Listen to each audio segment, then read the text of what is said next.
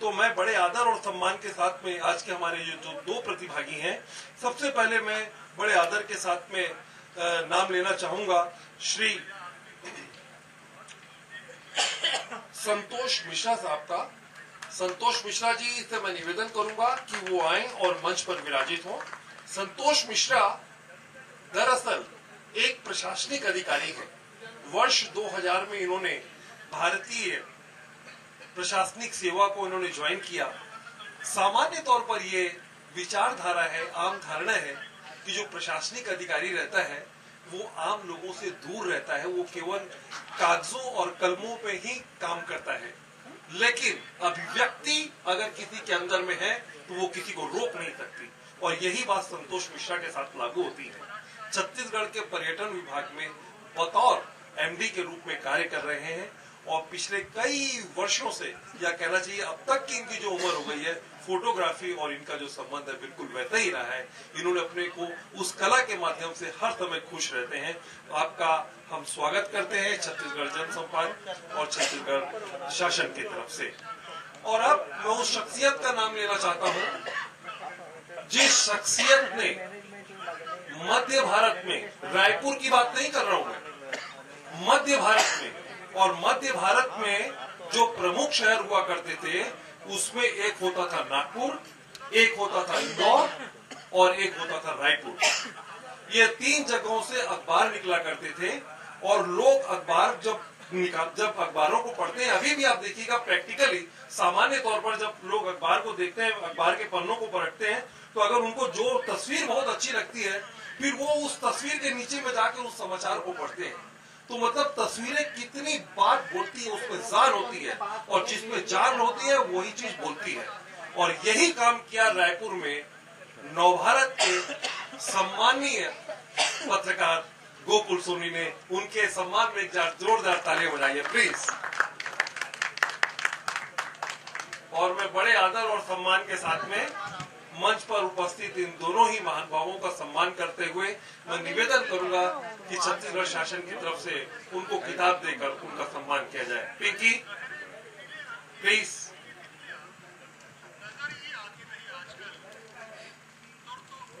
संतोष मिश्रा जी, और अब गोकुल सोनी जी को भी पुस्तक देकर उनका सम्मान करेंगे। तो ये जो कार्यशाला है इसमें एंकर की कोई भूमिका नहीं रहती। जो भी काम करना है इन अभियंताओं ने करना है, फोटोग्राफी के अभियंताओं ने करना है। आपको किस एंगल से फोटो खींचनी है और वो फोटो कितनी अच्छी सुंदर होगी, क्या होगा, कैसा होगा, हमको इस बारे में कुछ भी नहीं मालूम है। जो कुछ जानते हैं वो सारी चीजें जो है वो संतोष मिश्रा या गोकुल सोनी जानते हैं, जो अब से लेकर पूरे घंटे तक यानी कि 60 मिनट तक आपको बताएंगे कि फोटोग्राफी की दुनिया क्या होती है। एक बार फिर से उनके सम्मान में जोरदार तालियां, और ये पूरा सेशन आप लोगों के हवाले।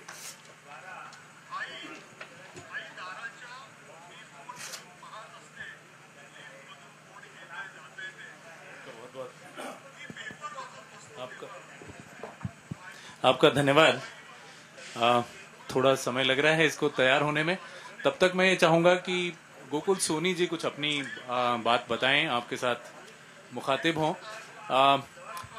कार्यशाला शुरू करने के पहले जो लोग, मेरे ख्याल से सोनी जी जो इस कार्य में काफी समय लगा चुके हैं, ऐसे लोग हैं तो उनको ऑलरेडी कुछ अनुमान है। एक चीज और जानकारी चाहूंगा, कितने लोग SLR कैमरा यूज करते हैं? दाहिना हाथ। और जो normal point and shoot camera use करते हैं? हाँ, ठीक, करीब 50-50% है। तो ऐसे अपने जो है इस वर्कशॉप के जो कंज्यूमर हैं वो, उनका प्रोफाइल हमें छोटा सा पता चल गया। मैं सोनी जी से निवेदन करूंगा कि वो पहले प्रारंभ करें और कुछ बिंदु बताएं। नमस्कार। सबसे पहले आप सबका आभार, बधाई। आपने ये फोटोग्राफी विधा चुना सीखने के लिए, समझने के लिए। वैसे मैं बहुत ज़्यादा तो नहीं जानता, कोई विधिवत इसका कोई शिक्षा ग्रहण नहीं किया। पिछले 30 सालों से, बल्कि उससे अधिक समय से प्रेस में फोटोग्राफी कर रहा हूँ। जो कुछ सीखा हूँ, जो कुछ अनुभव हुआ है, वही आज आपसे शेयर करना चाहता हूँ। अक्सर हम अपने घरों में देखते हैं कि हम अपने घरों में देखते हैं कि जो महापुरुष के फोटो लगे हुए हैं, महात्मा गांधी जी के, विवेकानंद जी के, सुभाष चंद्र जी बोस के, उनकी तस्वीरें हैं, उनके पहले के लोगों की तस्वीर क्यों नहीं है? मन में कभी विचार आता है, हम मेरा भी, आपका भी। तो एक सीधा सा उसका एक जवाब है कि उस समय कैमरा नहीं था, कैमरा का आविष्कार नहीं हुआ था, उतना प्रचलन में नहीं था कैमरा। कुल मिलाकर एक ये कहा जा सकता है कि ज्यादा दिन नहीं हुए फोटोग्राफी को, ज्यादा से ज्यादा 100 साल, 150 साल, 200 साल ज्यादा से ज्यादा। और इन 150-200 सालों में फोटोग्राफी ने इतनी तरक्की की, इतना विकास किया, इतना आगे बढ़ा कि हम सोच भी नहीं सकते। मुझे मैं जब पिछले 30 सालों से यहाँ काम कर रहा हूँ, मैं पहले ब्लैक एंड व्हाइट में काम करता था, ठीक से सीखा भी नहीं था कि कलर आ गया। कलर में ठीक से कलर वलर भी नहीं सीख पाए थे, कुछ का लाल का काला, काला का पीला हो रहा था। उसी समय अब डिजिटल आ गया, अब डिजिटल को सीख रहे हैं। कुल मिलाकर आज भी मैं सीख रहा हूँ। फोटोग्राफी एक ऐसी कला है, ऐसी विधा है जिसमें जीवन भर आदमी सीखता है, और जब तक आप छोटे बन के सीखेंगे नहीं, तब तक आगे नहीं बढ़ सकते। आपको सीखना पड़ेगा, सीखते रहना है। तो ये बहुत सारी बातें हैं। जो फोटोग्राफी के इतिहास के बारे में थोड़ा सा 1-2 लाइन अपन बात कर लें कि कहते हैं कि जब फोटोग्राफी शुरुआत हुई तो कांच के प्लेट में केमिकल लगाकर उसको काफी देर तक सुखाया जाता था। सुखाने के बाद उसको प्लेट कैमरे में लगाते थे, लगाने के बाद फोटो खींचते थे। फोटो खींचने के बाद उसकी प्रोसेसिंग होती थी काफी देर, मतलब दिन भर में हम अगर 2-3 फोटो खींच लिए तो खींच लिए। काफी लंबी और लेंदी प्रोसेस। इसको सरल करने के लिए फिर आया कि फिल्म सीट, जो फिल्म पारदर्शी जो फिल्म है उस पर कोटिंग लगाकर उसको कैमरे में लगाकर फोटो खींचा जाता था। ये कुछ दिन चला, थोड़े दिन। इसके बाद ऐसा लगा ये भी काफी स्लो है, बहुत समय लेता है। इसके बाद फिर एक रोल फिल्म बनी 120 और उससे भी बड़ी फिल्म है, उस पर कोटिंग लगी। कोटिंग लगा के उसको कैमरे पे डाला गया, फिर उसको आगे बढ़ाकर एक के बाद एक फिल्म खींचते थे। वो भी काफी लंबी प्रक्रिया रही। उसके बाद फिर ये हुआ कि ये भी काफी बड़ा है और काफी झंझट काम है। फिर 35 आया, 135। जिस समय मैं फोटोग्राफी शुरू किया आज से 30-35 साल पहले, उसी समय ये 135 का चलन हुआ था कैमरे में। और पहले तो जब 120 का था तो 12 फिल्में बनती थी, उस पर 12 कुछ फुल फ्रेम बनती थी। उसके बाद फिर वो करीबन 36 बनने लगी। तो फोटोग्राफर को लगता था एक बार डाले 36 फोटो खींच ली तो काफी हुआ। फिर इसके बाद फिर वो भी बहुत झंझट का काम। आप कैमरे से फिल्म में फोटो खींचो, कैसा आया है, जब तक फिल्म डेवलप ना हो जाए, बंद कमरे में, अंधेरे कमरे में, बिना किसी लाइट के उसको डेवलप करना पड़ता था। और ऐसा जब डेवलप करते थे तो कभी अंडर हो गया, कभी कुछ हो गया, कुछ खराब हो गई, ये एक अनिश्चितता बनी रहती थी। फिर ये हुआ कि धीरे धीरे फिर कलर आया। कलर फिल्म कैमरे में डाले, फोटो खींचे, ले जाके लैब में दे दिया। अब लैब वाला जैसा बना दे, लाल को काला, काला को पीला, ऐसा ये चलता रहा। अब इसके बाद आया ये डिजिटल कैमरा। डिजिटल में जब हम शुरू में आया तो काफी महंगा। जब मैं पहली जो कैमरा खरीदा था करीबन 60,000 रुपए का था वो, और उसमें फ्लॉपी लगती थी। 2-4 फोटो खींचने के बाद फ्लॉपी खत्म, करप्ट हो जाए, खुले ही ना। तो ये धीरे धीरे ये दिक्कतें दूर होती गई। आज तो हम एक फिल्म डाले और भूल जाते हैं कि हमने कितना फोटो खींचना है ना। जितना हमारा कंप्यूटर में कैपेसिटी, उससे भी ज्यादा हम खींच लेते हैं। तो ये बातें हैं।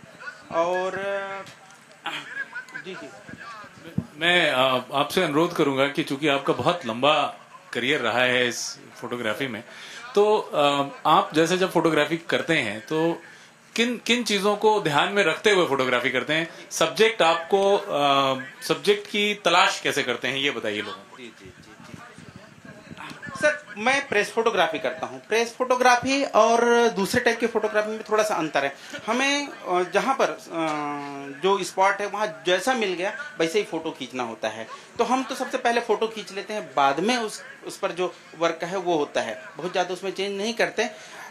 मित्रों को मैं बता दूं, फोटोग्राफी में सबसे ज्यादा जो जरूरी है वो लाइट है। जैसे बिन पानी सब सून बोलते हैं, वैसे फोटोग्राफी में लाइट बहुत महत्वपूर्ण है। किसी सब्जेक्ट पर जब लाइट पड़ती है उस पर जो रिफ्लेक्शन होता है, फिर वो कैमरे के पर्दे पर जो प्रतिबिंब बनता है उससे फोटोग्राफी बनती है। तो लाइट बहुत महत्वपूर्ण है।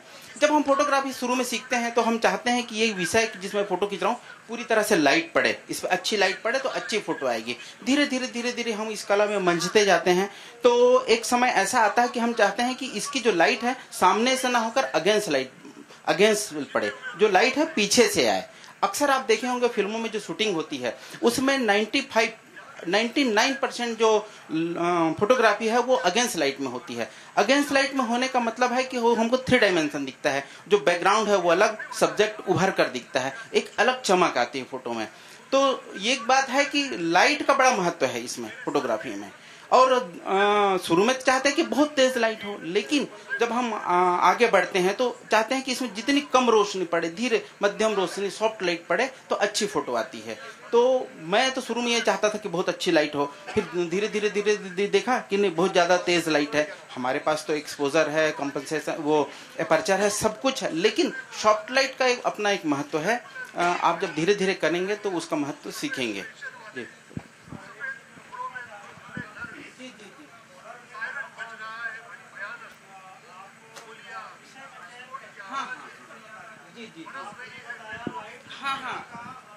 जी जी। विषय जैसे मैंने बताया कि विषय हम घूम फिर रहे हैं, हमको जो मिल गया, कोई घटना हो गई, हमारे पास मोबाइल पर आता है, हम वहां पर स्पॉट पे जाते हैं, कहीं आग लग गई, सूचना मिली, तो हम सारा काम छोड़कर स्पॉट पे जाते हैं। जी हाँ। विषय के लिए हाँ वो अनायास मिलता है शब्द, मैं कहीं सोचकर नहीं जाता उस। हाँ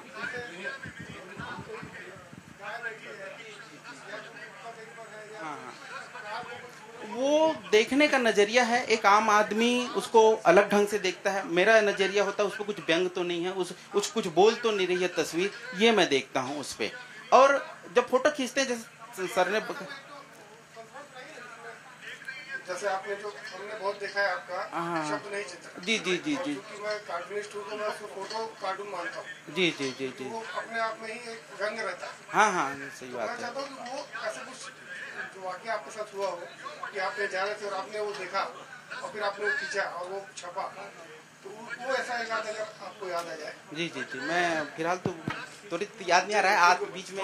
लेकिन मैं इनको ये जरूर कह सकता हूँ, इनको ये याद चाहे ना आ रहा हो, लेकिन हम सबके जीवन में ऐसे जरूर आते हैं, और विशेषकर जो लोग फोटोग्राफी करते हैं, कि आपने देखा और आगे जाकर गाड़ी रोकी और कहा कि अब वापस आए, ये चीज छूट गई पीछे।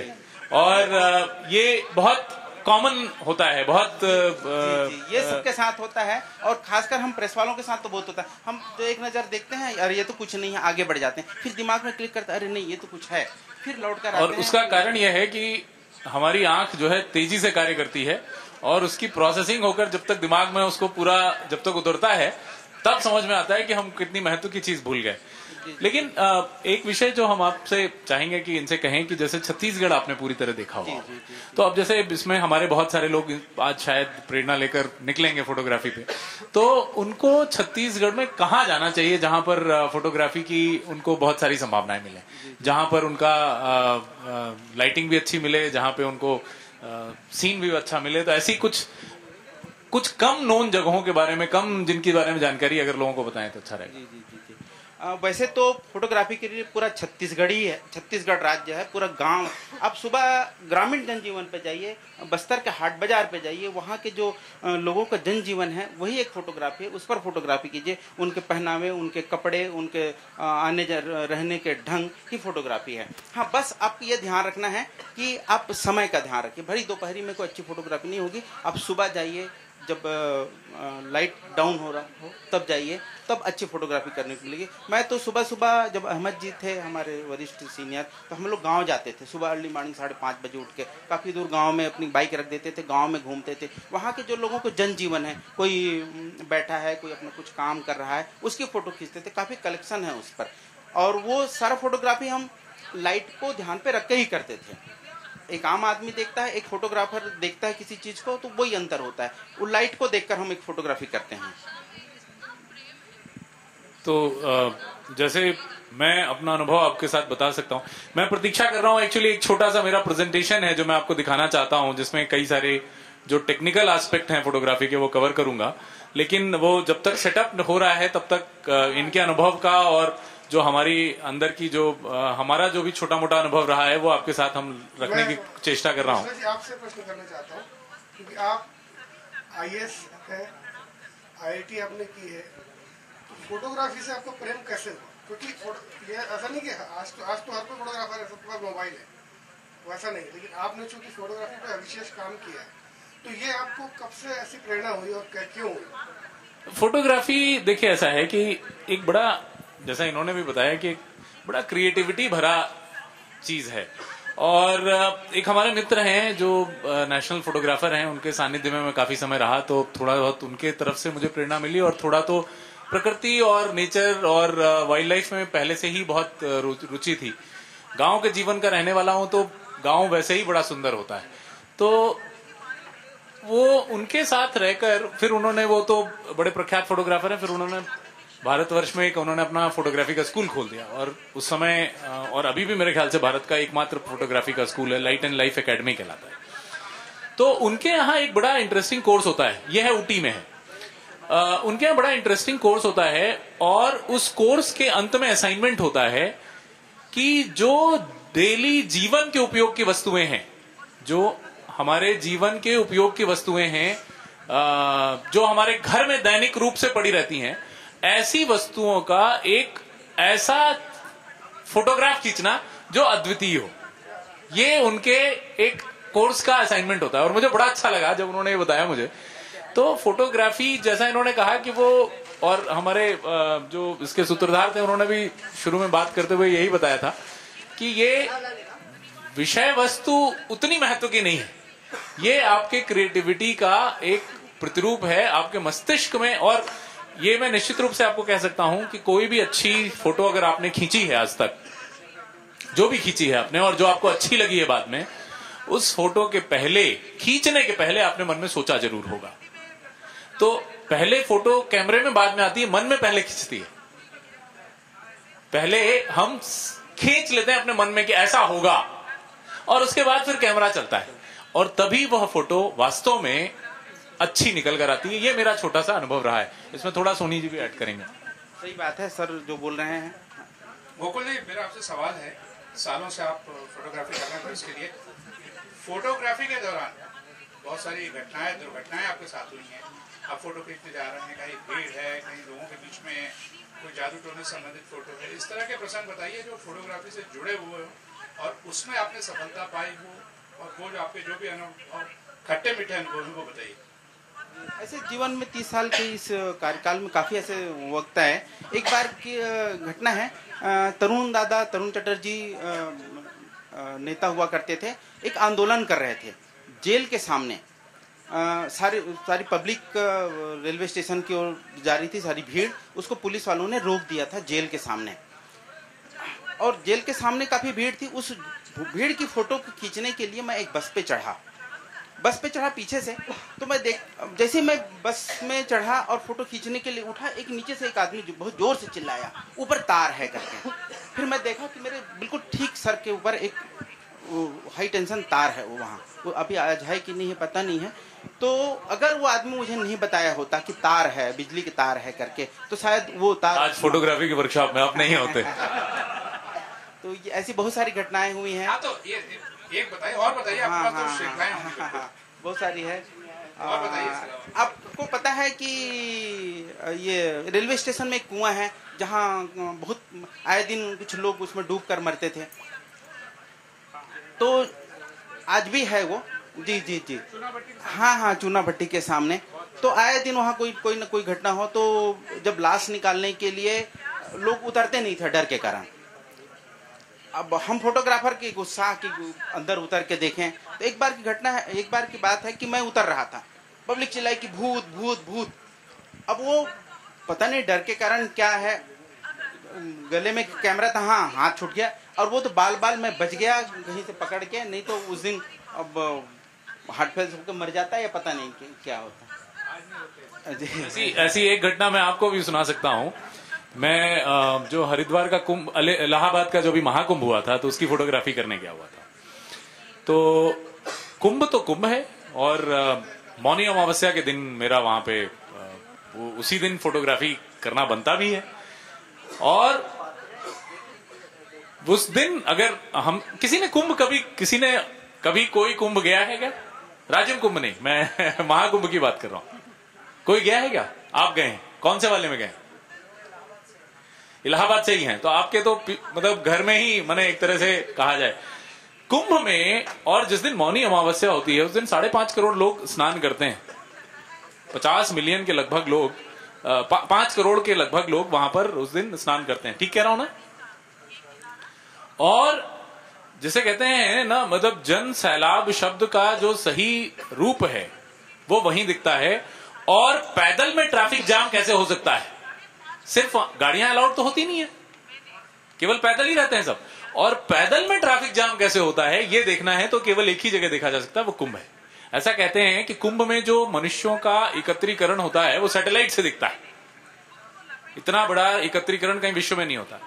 और उसकी पूरी फोटोग्राफी करने के लिए तो खैर उसमें नागा साधुओं का तो पूरा वो चलता है जुलूस, और उस जुलूस की फोटोग्राफी करने के लिए बड़ा एक उन्होंने क्या किया कि एक मचान बना रखा था कि ताकि वहां से आप ले लें। लेकिन होता क्या है कि फोटोग्राफर अगर आप असली हैं तो आप अपने सब्जेक्ट की आंख से आंख मिलाकर फोटो खींचना चाहते हैं, हमेशा यही होता है। आप दूर से लॉन्ग शॉट में उतना विश्वास नहीं रखते कि मतलब ठीक है शेर है तो थोड़ा तो लॉन्ग शॉट लेना ही पड़ेगा, बट अदरवाइज आपकी शेर के साथ भी आपकी इच्छा होगी कि उससे आंख में आंख मिलाकर उसके निकटतम जाकर फोटो खींचे। तो ये ललक हमारे अंदर भी थी कि जो हो रहा है उसका वहीं प्रत्यक्ष सामने खड़े होकर फोटो लेना है। तो अब वहां तो मैंने बताया करोड़ों की भीड़ है, आप भी कैमरा लिए और कैमरे लिए हुए वहां पे 10,000 लोग घूम रहे हैं। तो मैं कैसे भी करके उस मचान से नीचे उतरकर, और बैरिकेड पुलिस का लगा हुआ था, उसको कैसे भी धता बताकर, आप लोग मत करिएगा ये, उसको धता बताकर मैं खड़ा हो गया जाके। उनका जो जुलूस आ रहा था नहाने के लिए, पूरा नागाओं का जुलूस। और नागा लोग तो आप जानते हैं थोड़ा सा उनको तो वो तो जिसने अपने सारे आवश्यकताएं सीमित कर दी, जिसको ना कपड़े की आवश्यकता है ना, तो उस व्यक्ति को क्या लाग लपेट कुछ भी नहीं। और मैं फोटो खींच रहा था तो एक नागा बहुत जोर से नाराज हो गया मेरे से, और उसने कुछ हल्ला मचा दिया और एक डंडा लेके आ रहा था। उसने जितनी जोर से डंडा मारा कि मैं भागा वहां से। खैर डंडा मेरे ज्यादा जोर से नहीं लगा और भाग के अपनी जान बचाई मैंने। लेकिन फोटो बहुत अच्छी आई हैं उसकी, कभी अवसर लगेगा तो दिखाऊंगा। लेकिन और ये फोटो खींचने के दौरान की घटना। और जब मैं फिर उसके बाद उनका जब जुलूस सारा खत्म हो गया और दोपहर के करीब 12-1 बजे फिर मैं भी वापस लौट रहा था, तो एक लेटे हनुमान जी का मंदिर आता है, जो इलाहाबाद से मित्र हैं वो जानते हैं। लेटे हनुमान जी के मंदिर पर एक छोटा सा, उसके ऊपर जाकर एक छोटा सा एक वो है टीला जैसा, टीला क्या है, रोड है लेकिन थोड़ी सी ऊंची हो जाती है। और उस टीले पर ये जो नागा साधु लौट रहे थे, तो इनको इनके अपने वहां पर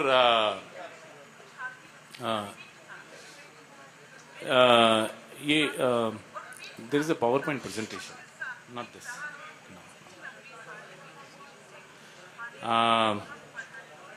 ये क्या ये दिख रहा है हम सबको क्या, जो टीवी में है क्या? हाँ, ये टीवी वाला दिख रहा है अच्छे से, पीछे दिख रहा है। और नहीं दिख रहा है तो आगे की कुर्सियां खाली हैं, तो आप लोग आगे भी आ सकते हैं, क्योंकि एक छोटा सा प्रेजेंटेशन है 20-25 मिनट का, जो मैं आपको दिखाना चाहूंगा। डिपेंड करता है 20-25 मिनट का रहेगा कि 1 घंटे का कितने सवाल आप पूछेंगे उस पर। साइंस ऑफ पार्ट ऑफ नहीं, प्रोजेक्टर में रोशनी अधिक होने के कारण कठिनाई जा रही है। Is it opening? एक बात मैं और कहना चाहता हूं मित्रों से, जो घर में हम फोटोग्राफी करते हैं, अक्सर क्या होता है कि हम कैमरा लेकर जहां बैठे हैं वहीं से ही फोटो खींचना शुरू कर देते हैं। दिखता तो है कैमरे में जरूर, लेकिन उसकी जो फ्लैश की लाइट है वो वहां तक नहीं पहुंचती। तो एक सावधानी ये है कि आप कोशिश कीजिए कि विषय के नजदीक जाकर फोटो खींचिए।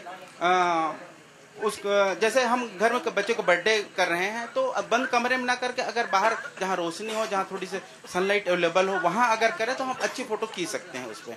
और अभी मैं अगेंस्ट लाइट फोटो की बात कर रहा था, तो अक्सर हमारे कैमरे में एक सेटिंग दी हुआ है EV करके, +1 +2 +3, अगर ऐसी कभी स्थिति आए कि हमें पीछे कोई सब्जेक्ट को जिसकी हम फोटो खींच रहे हैं उसकी पीछे से लाइट आ रही है और फोटो खींचने में दिक्कत हो रही, तो हम थोड़ा सा ईवी को +1 पे +3 पे आगे बढ़ा दें तो शायद अच्छी फोटो आए। आप देखिएगा, कभी करके घर पे आजमा के देखिएगा।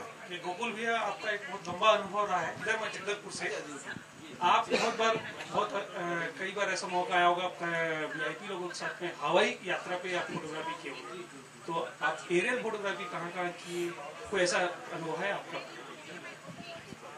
हाँ, कई बार ये अवसर मिला कि हवाई जहाज से, हेलीकॉप्टर से गुजरा, फोटो खींचने का अवसर मिला। बीच में मैं ब्रिजमोहन जी के साथ इधर राजिम की और हवाई दौरे पे था।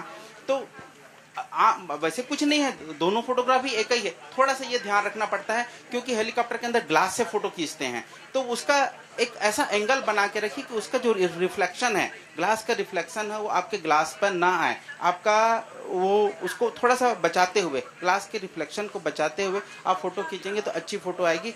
दूसरा जो स्पीड है, क्योंकि हेलीकॉप्टर या हवाई जहाज में काफी स्पीड होती है, तो थोड़ा सा स्पीड बढ़ा दीजिए कैमरे की, या ISO बढ़ा दीजिए तो अच्छी फोटो आएगी। बस 2 चीज ध्यान रखना है और कोई कुछ खास बात नहीं है उस पर। सर, मेरा एक सवाल था। जी। जैसे अभी आपने एक्सपोजर या EV की बात की सर। हाँ। तो जब भी हम इंडोर फोटोग्राफी करते हैं सर, तो हमेशा क्या उसको हमको पॉजिटिव में बढ़ा के रखना चाहिए? नहीं, ये गलत है। मेरा एक छोटा सा सुझाव है कि ये एक छोटा सा प्रेजेंटेशन है जिसको हम देख लें। इसमें हो सकता है कुछ चीजों के आपको उत्तर भी मिल जाएंगे, उसके बाद प्रश्नोत्तर लेंगे तो ज्यादा इफेक्टिव और ज्यादा हमारे लिए भी उसका उत्तर देना सुविधाजनक ज्यादा होगा। तो ये हमें अगर सबको दिख रहा है तो मैं ये जो टीवी पे स्लाइड्स हैं वो दिख रही हैं? हाँ, आप लोगों को तो नहीं दिख रहा होगा, तो आप लोगों को थोड़ा इधर आना पड़ेगा। कुछ कुर्सियां और हैं जो हम अनुरोध करेंगे कि थोड़ा सा शिफ्ट कर लें ताकि बच्चे लोग भी बैठ जाएं, और कुर्सियां आगे पीछे भी एडजस्ट कर सकते हैं, कोई हर्ज नहीं है।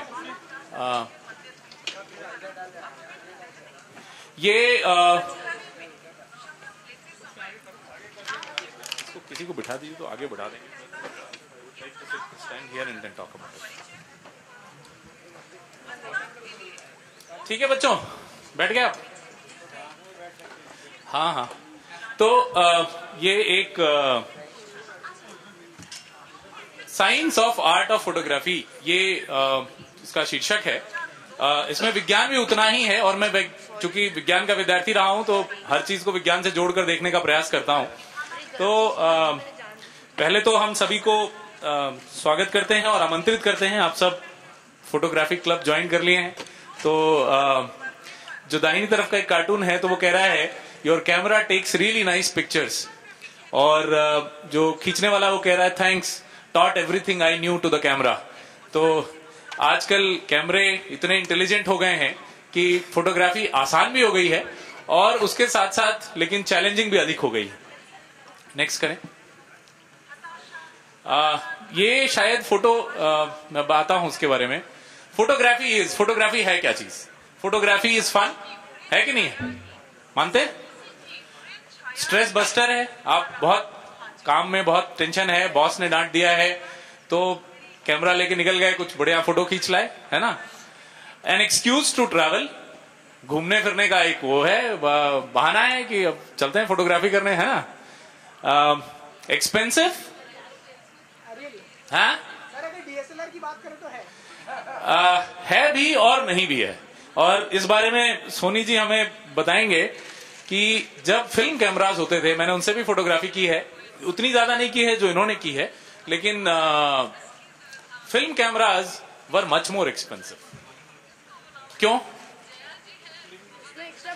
एक तो पता नहीं चलता है कि हमने खींचा क्या, मतलब है ना, क्या खींचा और खींचने के बाद क्या हुआ उसका। अच्छा, और मतलब हालांकि जो मेटिकुलस लोग थे उसमें वो सेटिंग नोट करके रखते थे कि f/4 है, 1/360 शटर स्पीड है, ये लिख कर रखते थे। अब लेकिन बड़ा कठिन होता था, और 200 ISO की फिल्म ले ली और वो जब तक पूरी भर नहीं जाती है तब तक आपको प्रतीक्षा करनी है। और इसलिए क्या करते थे कि जैसे कोई रेयर सीन है, मान लीजिए शेर दिख गया आपको, तो आपने तो इतनी सारी खींच ली कि वो आपका पूरा रोल उसी शेर से भर गया, और जब वापस आए तो पता चला कि जो है उसमें से शायद 1 या 2 अच्छी निकली। तो अब जो है वो कॉस्ट तो खत्म हो गई है ना, अब तो इंस्टेंट रिजल्ट है। और इक्विपमेंट जरूर थोड़ा महंगा हो गया है, लेकिन इसके बारे में 2 मत हैं कि हमारी फोटोग्राफी महंगी हुई है कि सस्ती हुई है। मेरा ओवरऑल मानना है कि सस्ता हुआ है और लोगों की पहुंच तक पहुंचा है, क्योंकि अब कोई लिमिट ही नहीं है कि आप कितनी फोटोग्राफ खींचना चाहें, जितनी खींचना चाहें खींच लें, तुरंत देख लें और उसमें तुरंत करेक्शन करके फिर दूसरी फोटोग्राफ भी लें। टफ फोटोग्राफी टफ है? नहीं टफ है, फोटोग्राफी टफ नहीं है, लेकिन उसकी टेक्निक्स को समझना वास्तव में एक छोटा सा चैलेंजिंग कार्य जरूर है।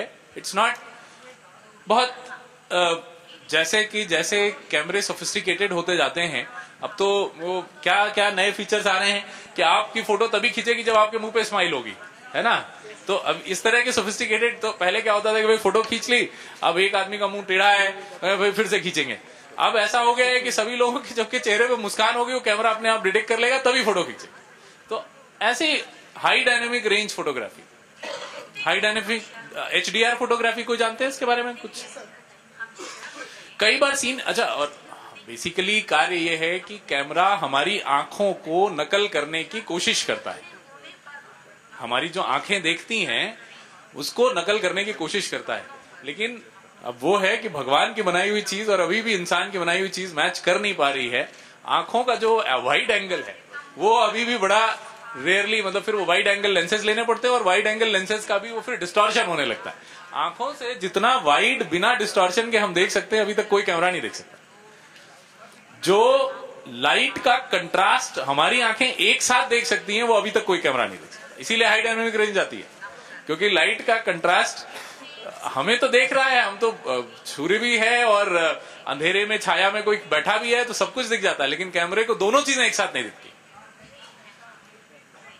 तो टफ भी है, test of patience definitely it is. एक चीज जो इसमें निश्चित रूप से लगती है वो धैर्य।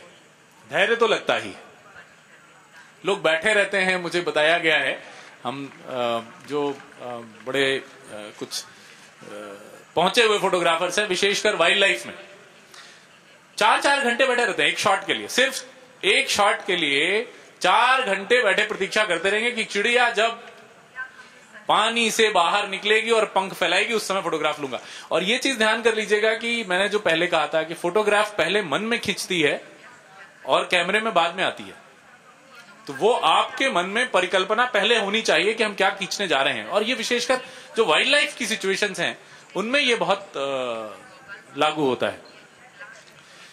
Is it money making? क्या फोटोग्राफी से पैसा मिलता है क्या?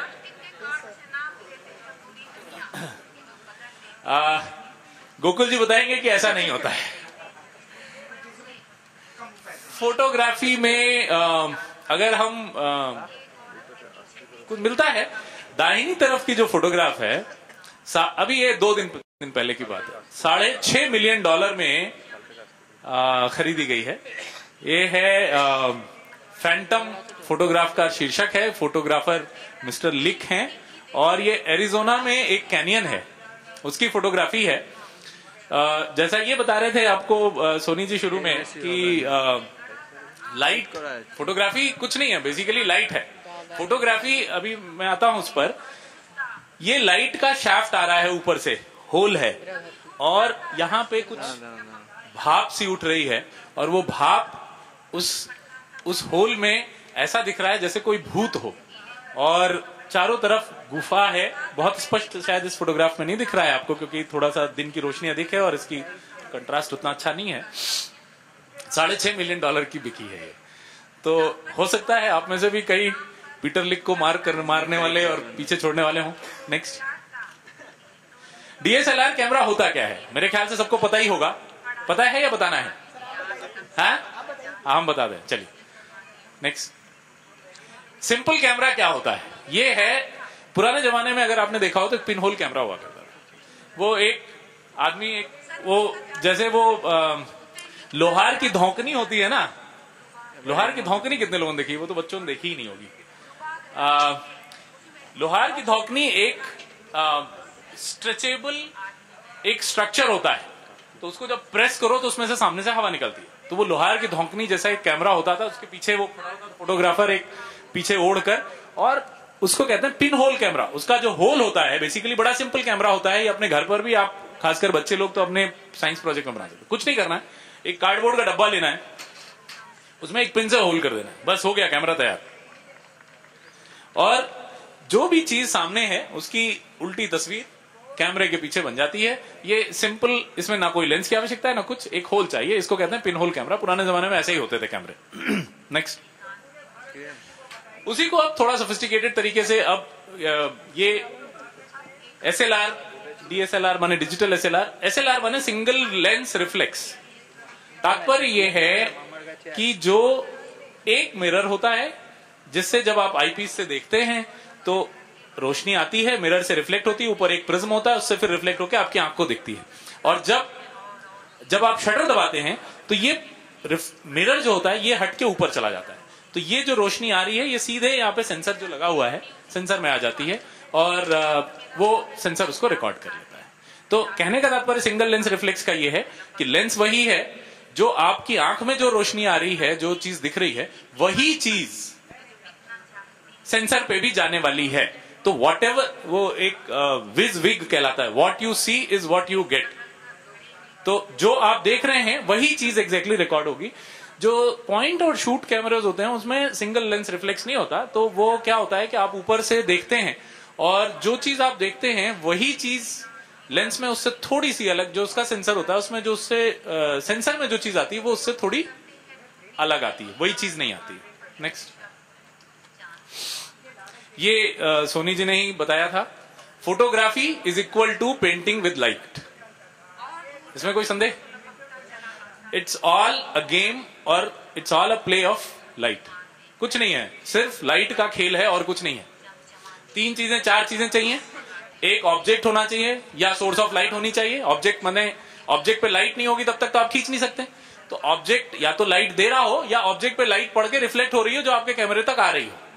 तो एक ऑब्जेक्ट चाहिए जो सोर्स ऑफ लाइट हो, एक लेंस चाहिए जो लाइट को पकड़ सके, एक सेंसर चाहिए जो लाइट को पकड़े और जो उस इंफॉर्मेशन को स्टोर कर ले, और चौथी चीज जो सबसे जरूरी, जो बेसिकली जो कैमरे का जो बेसिक, जो इतना बड़ा कैमरा होता है उसमें जो सबसे प्रॉब्लमेटिक चीज होती है, पहली 3 चीजें बड़ी सरल हैं। एक सोर्स ऑफ लाइट होना चाहिए, लाइंस को पकड़ने के लिए एक लेंस होना चाहिए और उसके साथ एक सेंसर होना चाहिए। लेकिन जो डिफिकल्ट चीज है कि उतनी ही रोशनी होनी चाहिए जितनी आवश्यक है। क्यों सोनी जी, कुछ कहना चाहेंगे इस पर? उसके कंट्रोल के लिए अलग दिया हुआ है, लेकिन आज जो कैमरे बने हुए हैं उसमें तो सिर्फ बटन दबाना है, सब कुछ कैमरा करता है, आपको कहीं कुछ करने की जरूरत नहीं है। लेकिन उसके बाद आपको जो करना है वो मेन चीज है, आप विषय की कंपोजिंग, जो कंपोजिंग आपको करना है, जो सबसे महत्वपूर्ण है कंपोजिंग फोटोग्राफी में। सर बताएंगे उसके बारे में? तो जो लाइट केवल उतनी होनी चाहिए, जैसा इन्होंने कहा कि हम क्या करते हैं कि हम सुबह जाते हैं। सुबह क्यों जाते हैं? शाम को जाते हैं फोटोग्राफी करने, या जैसे आज का मौसम है, आज फोटोग्राफर्स के लिए सबसे बहुत बढ़िया दिन है, बेहतरीन दिन है। क्यों? Equal light. क्लाउड है सर, और उसके कारण लाइट फिल्टर होता है। Cloud is a diffuser, so you have a very soft diffused light, so shadows नहीं है, shadows नहीं है। जब शैडोज होती हैं तो किसी का चेहरा खींचेंगे तो आपकी नाक की जो शैडो होगी वो इधर इतनी डार्क हो जाएगी और इधर का चेहरा सफेद हो जाएगा। कभी आपको अच्छी फोटो पोर्ट्रेट कभी धूप में मत लीजिएगा, ठीक है ना? तो अब let there be enough light, उतनी रोशनी चाहिए जितनी होनी चाहिए। और वो कैसे निर्णय होगा, यही पूरे जो टेक्नोलॉजी का जो खेल है वो यही है कि ये कैसे पता करें कि रोशनी उतनी हो जितनी आवश्यक है, राइट? तो क्या होता है उसके लिए? दो चीजें हैं। एक तो हमें ये कोई चीज बता, भाई रोशनी पर्याप्त है कि नहीं, ये कैसे पता चलेगा? पहले तो हम रोशनी नाप सकें, पहले तो हम उसको नाप सकें ना कि कितनी रोशनी है। तो वो नापने के लिए लाइट मीटर होता है, हर कैमरे में आजकल होता है, और विशेष रूप से जो DSLR है उसमें काफी सोफिस्टिकेटेड लाइट मीटर होता है। दूसरी चीज, लाइट मैंने बताया कि ये कोई बता सके कि कितनी है, और अगर ज्यादा है या कम है तो उसको बढ़ाने का या घटाने का कोई तरीका होना चाहिए कैमरे में। That is called light control. वो उसको टेक्निकल भाषा में एक्सपोजर ट्रायंगल कहते हैं। तो 4 चीजों से मिलकर कैमरा बनता है। एक ऑब्जेक्ट जहां से रोशनी निकले, एक लेंस जिसके माध्यम से हम रोशनी को पकड़ें, एक सेंसर जहां पे उसको हम स्टोर कर सकें, और चौथी चीज रोशनी कितनी है, पर्याप्त है या नहीं, उसको कम करने, एक तो ये चीज जो बता दे कि पर्याप्त है कि नहीं, और दूसरी चीज एक उसको बढ़ाने या घटाने का तरीका। राइट? नेक्स्ट। हाँ, एक क्वेश्चन मैं करना चाहूंगा। आप तो महाराज, आप तो विद्वान पुरुष हैं, आपके सवाल का मैं कहां से इसलिए बाकी लोगों को भी नॉलेज मिले, मुझे भी चाहिए कि अभी अपन मॉनिटर में सारी लाइटिंग वगैरह देख लेते हैं, लेकिन सेलुलाइट के जमाने में जैसे प्यासा फिल्म बनी, गुरुदत्त ने बनाई, उसमें लाइटिंग का प्रयोग किया, तो उसमें अंधेरे का ज्यादा उन्होंने उपयोग किया, तो उस समय वो कैसे मॉनिटरिंग करते रहे होंगे, इसके जानकारी चाहिए। मॉनिटरिंग की जानकारी कि सेलुलाइट के जमाने में XLR कैमरे या जो भी एरी कैमरे थे उसमें कैसे देखते रहेंगे। सबसे बड़ी बात है अनुभव। आदमी करते करते पहले तो फोटोग्राफर, इतना पुराना कैमरा होता तो उसमें कोई एक्सपोजर मीटर नहीं होता था, कुछ नहीं होता था, लेकिन वो करते करते इतना मंझ जाता था कि वो लाइट देखकर पहचान जाता था, जान जाता था कि हमको कितना एक्सपोजर रखना है, कितना इसको स्पीड रखना है, कितना अपर्चर रखना है। उसके अलावा पहले एक्सपोजर मीटर नहीं था, कैमरे में ही 3 लाइट हुआ करती थी, मिडिल, अपर और डाउन। तो हम देख लेते थे कि अगर मिडिल लाइट जल रही है तो पर्याप्त रोशनी है। उसमें कैमरे में ऐसी व्यवस्था होती थी, वो प्राय खराब नहीं होता था। वो जो कैमरे का जो मीटर है वो एक्सपोजर मीटर कहते थे। आज भी निडिल है लेकिन कोई उपयोग नहीं करता। आज तो बस बटन दबाओ और फोटो आ जाता है, इसलिए कोई उसका उपयोग नहीं करता। वो एक्सपोजर मीटर हुआ करता था उस समय कैमरे में, उसी से ही लोग लाइट को नापते थे, देखते थे।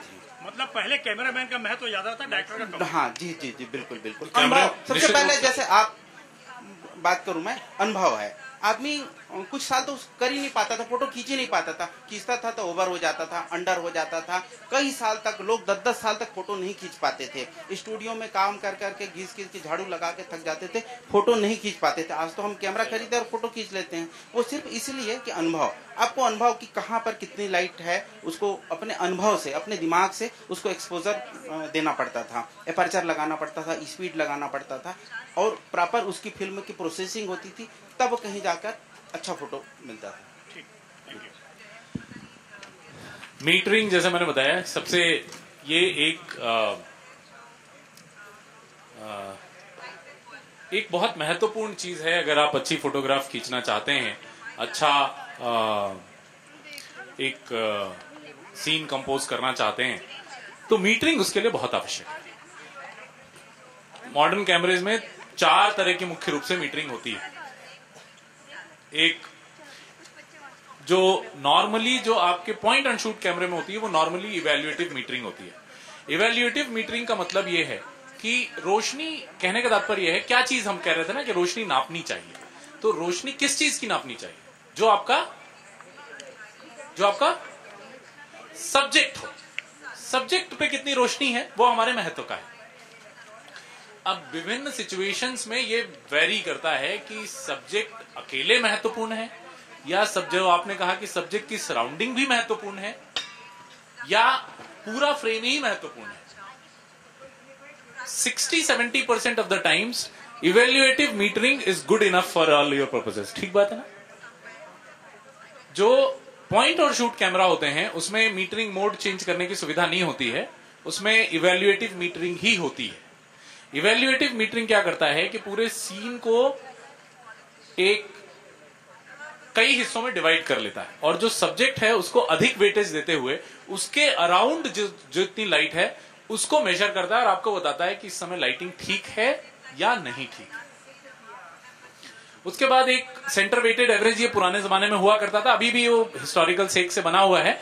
ये इवेल्युएटिव से थोड़ा सा मोर लोकलाइज्ड है, सेंटर का महत्व अधिक रहता है, फिर एक पार्शियल होती है और एक फाइनली स्पॉट होती है। स्पॉट मीटरिंग में जो आपका फोकस पॉइंट है, सिर्फ वो पॉइंट पर लाइट कितनी है, वह आपका लाइट मीटर सिर्फ वही चीज बताएगा कि उस पॉइंट पर लाइट पर्याप्त है या नहीं। ये कोई बता सकता है ये स्पॉट मीटरिंग का यूज हम कब करेंगे? सोच के बताएं।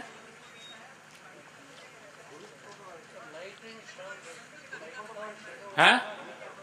ग्रुप फोटोग्राफी में, ठीक है। ग्रुप फोटोग्राफी में हमारे ख्याल से पार्शियल मीटरिंग या इवन इवेल्युएटिव मीटरिंग बेहतर होगी। सोनी जी, मैं ठीक कह रहा हूं ना? स्पॉट, अनुज भाई बैठे हैं, एक बात मैं आप सबको और बताना चाहूंगा। ये जब लाइट की बात हो रही है, बसंत दीवान जी जब जिंदा थे तो उन्होंने एक बात बताई कि कहीं देवे संदेश या घर द्वार की फिल्म की शूटिंग हुई थी। उसमें एक दृश्य था कि रात में कुछ गाना बजाने का था, हारमोनियम वगैरह लेके गाना बजाना करते हैं रात में। कई बार शूटिंग हुई उसकी, फिल्म वो एक्सपोज हो ही नहीं पाया, अंडर आखिर में थक गए, फिर क्या किया जाए। फिर उनको किसी ने सुझाव दिया कि ये सीन दिन में किया जाए। तो दिन में फिर रात के इफेक्ट कैसे लाएं? तो दिन में सारा कुछ साजो सामान तैयार कर लिए, गैस बत्ती जला दिए, दिन में गैस बत्ती जलाए और कैमरे के सामने रेड फिल्टर लगा दिए। रेड फिल्टर का आप उपयोग जानते ही होंगे। अगर ज्यादा डार्क करना है फिल्म को, हमको रात जैसे इफेक्ट लाना है तो उसमें रेड फिल्टर लगाते हैं। तो कैमरे के सामने रेड फिल्टर लगा दिए और शूटिंग किए। जो आज अगर हम देखेंगे कभी तो वो जो दृश्य है वो रेड फिल्टर लगाया हुआ है। दिन की शूटिंग है जो रात में बनाया गया था, सिर्फ ये लाइट प्रॉब्लम के कारण है। आप लोग जरूर देखिएगा वो।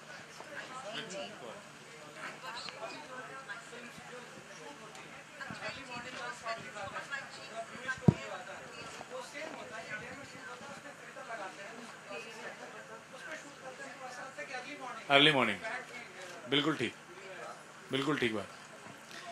तो स्पॉट मीटरिंग नॉर्मली हम वाइल्ड लाइफ में काफी यूज करते हैं। स्पॉट मीटरिंग वाइल्ड लाइफ में बहुत उपयोग होता है। आपको चिड़िया दिखी, चिड़िया के पीछे आपको ब्राइट लाइट भी हो सकती है, तो उस समय आपको सराउंडिंग से लेना देना नहीं है, क्योंकि आप केवल एक सब्जेक्ट विशेष पर फोकस कर रहे हैं और उसको हम पर्याप्त लाइटिंग और उसके डिटेल्स जो है पूरी इमेज के कैप्चर करना चाह रहे हैं। तो उस समय हमारे लिए स्पॉट मीटरिंग काफी यूजफुल होती है। या इवन आपको शेर की फोटो ली आपने, मान लीजिए, तो ये संभव है कि ऐसी सिचुएशंस में केवल जो आपका जो सब्जेक्ट विशेष है, आपको इससे कोई लेना देना नहीं है कि बगल में लाल रंग का फूल है, हरे रंग का फूल है या पत्तियां हैं, उससे कुछ लेना देना नहीं। You are only worried about your subject. तो ऐसे में स्पॉट मीटरिंग या पार्शियल मीटरिंग काफी यूजफुल होती है। तो ये तो हो गया। मीटरिंग जब हम इस्तेमाल करेंगे तो जो लोग SLR यूज करते हैं उनको पता होगा, एक नीचे एक पैमाना जैसा बना होता है ना, देयर इज अ स्केल। तो वो एक पॉइंटर होता है जो मीटरिंग का, आप if you are right amount of light तो वो 0 पे रहता है, कम रहता है तो वो फिर लेफ्ट साइड में रहता है, अधिक रहता है तो दाहिनी तरफ जाता है। नेक्स्ट, ये मुझे नहीं पता कि कितने लोग पढ़ सकते हैं। लाइट कंट्रोल के 3 प्रमुख तरीके हैं और उनको कहते हैं एक्सपोजर ट्रायंगल। एक है, बताइए कोई बता सकता है? एक पहला बताइए, अपर्चर। अपर्चर क्या होता है? अपर्चर होता है वह छेद जिससे प्रकाश को हम प्रवेश करने दे रहे हैं। तो नेचुरली अगर अपर्चर बड़ा होगा तो रोशनी ज्यादा आएगी और अपर्चर छोटा होगा तो रोशनी कम आएगी। तो एक तो यही तरीका हो गया भाई अपन रोशनी कम ज्यादा करने का। दूसरा क्या तरीका है? Shutter speed. कितनी देर के लिए हम अपने सेंसर को खोलते हैं, ठीक है? अधिक समय के लिए खोलेंगे तो ज्यादा रोशनी आएगी, कम समय के लिए खोलेंगे तो कम रोशनी आएगी। और तीसरा है ISO। ISO क्या होता है? हाँ बताइए बताइए। हाँ सर, जब लाइट एकदम कम रहती है, हाँ यूजुअली आईएसओ को बढ़ा दिया जाता है। हाँ तो फिर बाकी अपना सेंसर हाँ, बिल्कुल ठीक बताया आपने। ISO का इतिहास है, जैसा इन्होंने बताया, शुरू में बताया, पुराने जो फोटोग्राफी होती थी फिल्म पे, वह एक सिल्वर का कंपाउंड होता है, सिल्वर नाइट्रेट ही यूज करते हैं, और सिल्वर नाइट्रेट है तो निश्चित रूप से महंगा होगा। तो सिल्वर नाइट्रेट को प्लास्टिक पे फैला दिया जाता है, कोटिंग कर दी जाती है, और उसको जब लाइट को एक्सपोज करते हैं तो सिल्वर नाइट्रेट सिल्वर ऑक्साइड में बदल जाता है लाइट पड़ने। हाँ, सिल्वर हैलाइड है, बिल्कुल ठीक कहा आपने, मुझे भी कंफ्यूजन था, बिल्कुल ठीक कहा आपने, सिल्वर हैलाइड होता है, और जब लाइट को एक्सपोज करते हैं तो सिल्वर ऑक्साइड बन जाता है। सिल्वर ऑक्साइड बन जाता है, और जहां जहां प्रकाश रहता है वहां ज्यादा बन जाएगा, जहां कम रहता है वहां कम बनेगा। ये पुराना मोटा मोटा सिद्धांत जो पुराने फिल्म कैमरा हुआ करते थे तो होता था। नेचुरली चूंकि सिल्वर यूज होता है और सिल्वर महंगा होता है, तो कंपनियों में यह रहता था कि कम से कम सिल्वर में उसको कोटिंग कर दी जाए, है ना। यही चीज आईएसओ होती है। फिर किसी ने कहा कि साहब आपने कम कोटिंग तो कर दी, लेकिन अब हमारा जो कैमरा है वो लाइट को इतना सेंसिटिव नहीं है, माने हमारी जो फोटोग्राफ्स आ रही हैं वो लाइट के प्रति उतनी सेंसिटिव नहीं है। तो उन्होंने कहा ठीक है साहब, आप थोड़ा पैसा और दे दीजिए तो मैं उसको दुगनी ज्यादा कोटिंग कर देता हूं, सिल्वर ज्यादा लगा देता हूं। तो वही वो आईएसओ 100, 200, 400 उस समय होते थे, 800 तक आया करता था।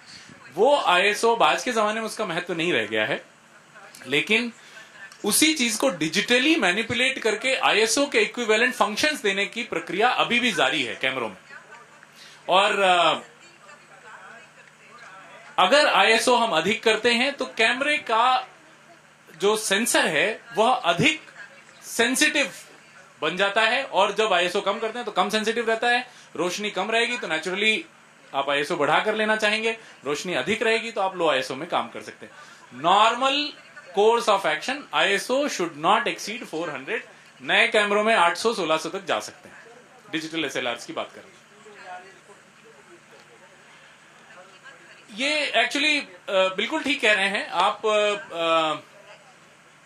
होता क्या है कि ये जो एक्सपोजर ट्रायंगल है, ऐसा नहीं है कि हम आईएसओ बढ़ाते चले जाएं और कैमरा कार्य करता चला जाएगा। एक उसकी सीमा है, उसके बाद वो टूटना शुरू हो जाता है। वो मैं आपको दिखाऊंगा अभी, अगर ये ठीक रहा तो मैं कुछ फोटोज लाया हूं जो आपको शेयर करूंगा। इन तीनों चीजों को मैनिपुलेट करके उस पर्टिकुलर सिचुएशन में कैसे सबसे अच्छी फोटो निकाली जाए, यह आपकी गुणवत्ता पर निर्भर करता है। और हर चीज में ट्रेड ऑफ है, जिसकी हम आगे बात करेंगे। आईएसओ बढ़ाने के भी नुकसान है, शटर स्पीड बढ़ाने के घटाने के नुकसान है, अपर्चर बढ़ाने के नुकसान है, सब चीजों के नुकसान। अपर्चर कम करने के भी नुकसान। नेक्स्ट, एक हम सब सुने होंगे एक चीज, स्टॉप। बहुत सारे लोग, मतलब जैसे थोड़े से अगर आपने कुछ इंटरेस्ट रखा होगा, इंटरनेट में पढ़ने की कोशिश की होगी, किसी फोटोग्राफर से इंटरेक्ट कर रहे होंगे तो बताता है नहीं उसमें कुछ नहीं है, आप उसको जो है एक स्टॉप कम कर दीजिए एक्सपोजर को, और जो है शटर स्पीड को आप एक स्टॉप बढ़ा दीजिए, तो this will give you a good photograph. ये स्टॉप क्या भला है? स्टॉप,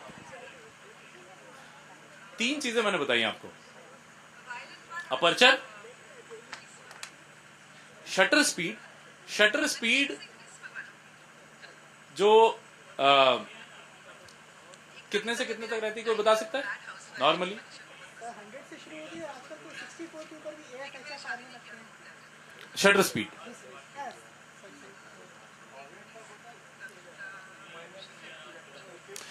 30 सेकेंड के ऊपर बल्ब मोड आता है। 30 सेकेंड, और 30 सेकेंड तक कैमरे में ही सेटिंग रहती है। 30 सेकेंड के ऊपर बल्ब मोड जाता है, जहां पे आप शटर इनडेफिनेटली ओपन रख सकते हैं।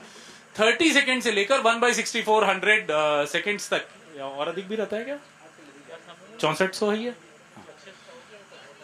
6400 तक शटर स्पीड रहती है। शटर स्पीड के बढ़ने और घटने से 1/4 शटर स्पीड में 1/8 की तुलना में दुगनी लाइट आएगी,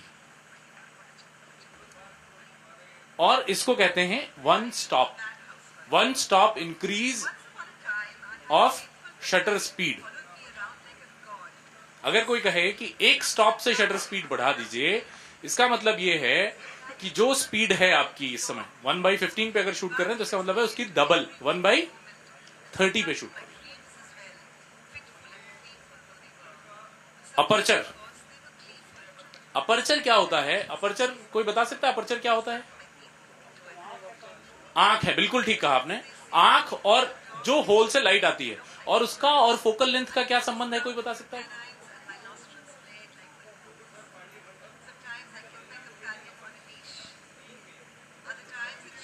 अगर हम कहते हैं अपर्चर 4, उसका मतलब है अगर आप 100 mm का जूम लेंस ले रहे हैं तो 100/4 उसके अपर्चर का फिजिकल साइज होगा, 25 मिलीमीटर उसका अपर्चर होगा।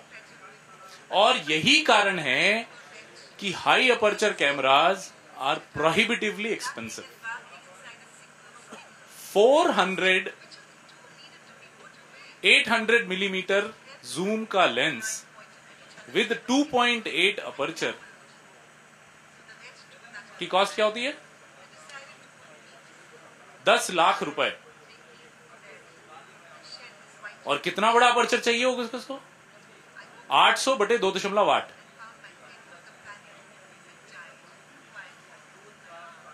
$250 मिलीमीटर से ऊपर का अपर्चर चाहिए। 250 मिलीमीटर माने 25 सेंटीमीटर। 25 सेंटीमीटर आप समझ रहे ना? और इसीलिए वो कैमरों का साइज अगर आपने देखा हो तो ये इतने बड़े हो जाते हैं और वो इतने मोटे मोटे हो जाते हैं। वैसे 800 का मेरे ख्याल से 2.8 अपर्चर का आता भी नहीं है, 400 का आता है मैक्सिमम, और वो भी 10 लाख का आता है।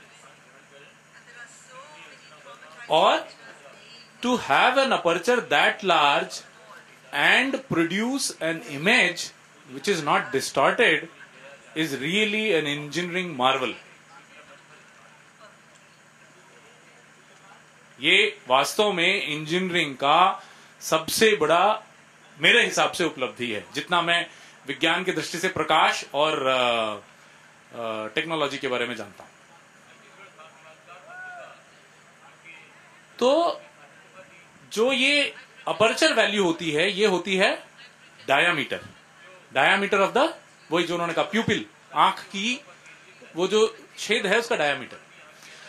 तो अगर हम अपर्चर को दुगना बड़ा करते हैं तो कितना प्रकाश आएगा अधिक?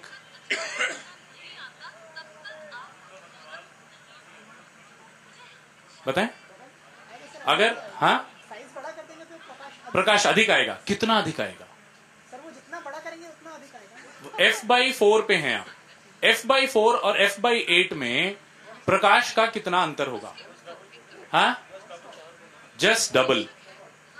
Okay, anybody else? 4 गुना। किसने कहा? 4 गुना होगा। बिल्कुल ठीक कहा सर आपने। क्यों? क्यों?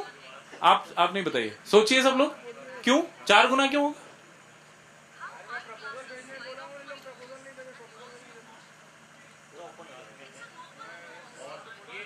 ये डायामीटर है सर्कल का। सर्कल का डायामीटर आपने डबल किया है, सर्कल का एरिया 4 गुना हो गया। πr² होता है सर्कल का एरिया, ठीक है ना? सर्कल का डायामीटर आपने डबल किया है, एरिया 4 गुना हो गया, लाइट 4 गुनी बढ़ेगी। इसीलिए एफ नंबर्स अगर आप देखें तो वो बड़े विचित्र से होते हैं। f/4, f/5.6। क्यों? क्योंकि वो 1.41 के रेशियो में प्रोग्रेस करते हैं। 1.41 क्या होता है? √2, जो लोग गणित जानते हैं, ठीक है ना? तो अपर्चर में एक स्टॉप का मतलब होता है f/4 से f/5.6 तक जाना। ये एक स्टॉप, एक सिंगल स्टॉप हुआ। तो मैंने कहा शटर स्पीड f/32 से 1/64, एक स्टॉप। अपर्चर f/4 से f/5.6, एक स्टॉप। और आईएसओ का फिर शटर स्पीड की तरह स्ट्रेट फॉरवर्ड रिलेशनशिप है। आईएसओ 100 से आईएसओ 200 में लाइट डबल हो जाएगी, आईएसओ 200 से आईएसओ 400 में लाइट डबल हो जाएगी। ये तो कुल मिलाकर कहने का तात्पर्य है स्टॉप का, चूंकि ये √2 का जो रिलेशनशिप है अपर्चर के साथ, इसलिए जब तीनों चीजों की बात एक साथ करते हैं तो सीधे नंबर्स में बात करने से नहीं बनती, क्योंकि कोई भी फोटो आप शूट कर रहे हैं f/4 अपर्चर, 1/32 स्पीड और 100 ISO।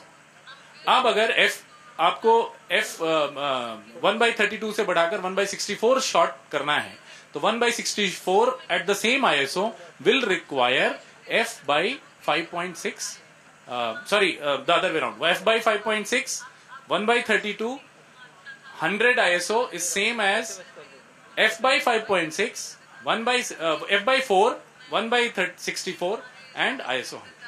तो ये स्टॉप का कॉन्सेप्ट इसलिए ओरिजिनेट किया गया ताकि ये तीनों, चूंकि एक चीज √2 से चलती है तो सीधे का सीधे गणित से मैप नहीं हो पाता। नेक्स्ट, ये मैंने बता दिया। आगे तो f/2.8 होता है, इसीलिए f/4 के बाद आगे की सीरीज में f/2.8 होगा, क्योंकि 2.8 into 1.4 is equal to 4। तो ये f जो है ये बड़ा विचित्र तरह से चलता है, इसीलिए 4 2.8 4 5.6 फिर 7 point something देन 11 इस तरह से चलता है। दूसरी चीज ये है कि केवल एक स्टॉप से अगर आप चेंज कर पाएंगे तो आप बड़े लिमिटेड हो जाएंगे। तो कैमरों में स्टॉप्स के सब स्टॉप्स होते हैं, तो वो जो आपका जो मीटर एक्सपोजर के पास आप लगा रहता है तो एक स्टॉप जो है वो 3 हिस्सों में डिवाइडेड होता है। Normally 1/3 of a stop you are able to change things by 1/3 of a stop. Next, ये मैंने बता दिया। ये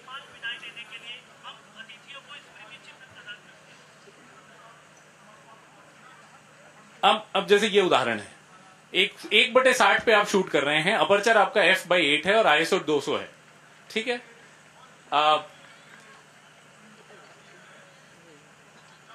अब अगर हम इसको 1/120 करना चाहें शटर स्पीड तो क्या करना होगा? 1/60 f/8 और 200 ISO gives you decent light. अच्छा लग रहा है कि मतलब बिल्कुल ठीक है, परफेक्ट है, बट सब्जेक्ट आपका थोड़ा ब्लरी है क्योंकि मोशन हो रहा है मे बी, तो शटर स्पीड हमें बढ़ानी है। कोई वॉक कर रहा है तो शटर स्पीड हमें बढ़ानी है, तो 1/60 से हम 1/120 करेंगे, तो उसके लिए क्या करना चाहिए हमें? दो चीजें हैं, या तो आप ISO को 200 से 400 कर दीजिए तो it will compensate for it, और you can choose, if you don't want to tinker with ISO, you can choose to increase your aperture size from f/8 to f/7 point whatever 5.6 14 नहीं 6 point something आएगा, 6.3 आएगा, तो you can do that.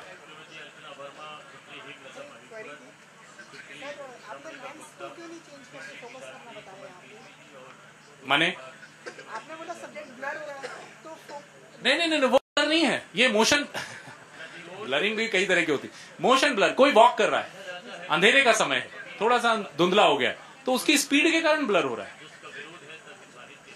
It's not so, अगर आप shutter speed बढ़ा देंगे, माने shutter को और फास्ट कर देंगे तो वो ब्लर खत्म हो जाएगा। नेक्स्ट, ठीक है, ये हो गया। नेक्स्ट 5.6 ही होगा साहब, क्षमा चाहूंगा। ठीक है, नेक्स्ट, ये छोटे से उदाहरण है। 125 shutter speed, 5.6 ISO 100 is as bright as 250 shutter speed, f4 ISO 100 और shutter speed of 500 f4 ISO 200। तो वो ISO को मैंने बताया कि वो एकदम एग्जैक्टली मैच करता है। नेक्स्ट, अब ये एक ट्रेड ऑफ है, ये चीज सबसे जरूरी है समझना। ऐसा नहीं है कि लाइट कम है तो आप ISO बढ़ाते जाइए और फोटो खींचते जाइए, नहीं होगा। हो सकता है क्या? ट्रेड ऑफ है। शटर स्पीड अगर हम कम करेंगे लाइट बढ़ाने के लिए शटर स्पीड कम करेंगे तो क्या होगा?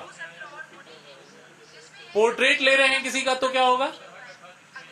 आदमी को खुजली हुई, थोड़ा सा खुजालेगा, थोड़ा सा गला इधर उधर हो जाएगा, ब्लर हो जाएगा। अगर कोई मूविंग ऑब्जेक्ट का फोटो ले रहे हैं तो क्या होगा? शटर स्पीड बढ़ाते ही इमेज पूरी तरह ब्लर हो जाएगी, क्योंकि जहां पर आपने शटर खोला था वहां पे कार यहां थी और जब बंद किया तो कार यहां आ गई।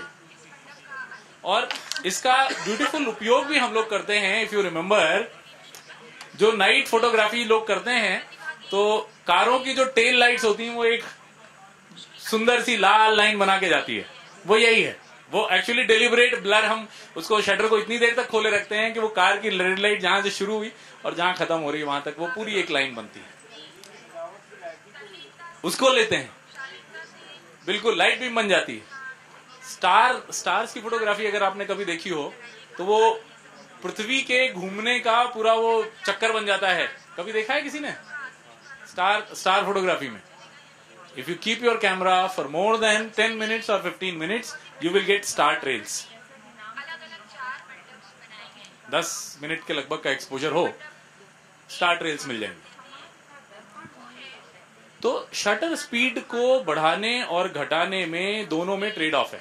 आपका ब्लर बढ़ेगा अगर शटर स्पीड कम होगी, माने आप ज्यादा देर शटर खोलेंगे तो ब्लर होने के चांसेस अधिक हैं और होगा ही, माने depending on what is your situation.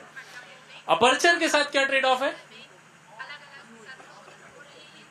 Depth of field. Depth of field क्या होता है, कोई बता सकता है? हाँ, फोकल प्लेन एक ऐसा, जो गणित की भाषा में कहें, एक ऐसा प्लेन जिसमें रखी हुई सारी चीजें फोकस में रहेंगी लगातार। नहीं समझे? आप जैसे एक लैंडस्केप खींच रहे हैं, सामने पहाड़ है, नदी बह रही है, ऊंचे ऊंचे पेड़ हैं, आप क्या चाहेंगे अपनी फोटोग्राफ में? सभी चीजें फोकस में रहे, यही चाहेंगे ना? ये नहीं चाहेंगे कि केवल पहाड़ फोकस में रहे, ना ये केवल चाहेंगे कि केवल पेड़ फोकस में रहे। तो एक बड़ा लंबा पेड़ वहां हो सकता है उस मंडप के पास और उसके पीछे पहाड़ हो सकता है, तो हम ये चाहेंगे मंडप भी फोकस में रहे, पेड़ भी फोकस में रहे, पहाड़ भी फोकस में रहे। ये कब संभव है? जब अपर्चर आपका छोटा हो। जब लाइट के प्रवेश के लिए छोटा अपर्चर होगा तो डेप्थ ऑफ फोकस जो है वो ज्यादा होती है, तो वो फोटोग्राफ कई चीजों पर एक साथ फोकस्ड रहेगी, ब्लर नहीं होगा।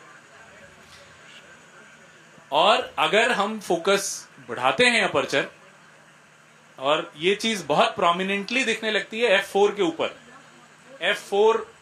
f/4 के अपर्चर से जैसे ही आप f/4 पर ही दिखने लगती है, f/5.6 और 4 पे दिखना शुरू हो जाती है। और अगर आपके पास f2/8 का कैमरा है तो ये तो बहुत प्रोमिनेंटली दिखती है, बहुत शैलो डेप्थ ऑफ फोकस होती है। कब हम चाहेंगे shallow depth of focus? Portrait will be a good choice, definitely portrait will be very good choice.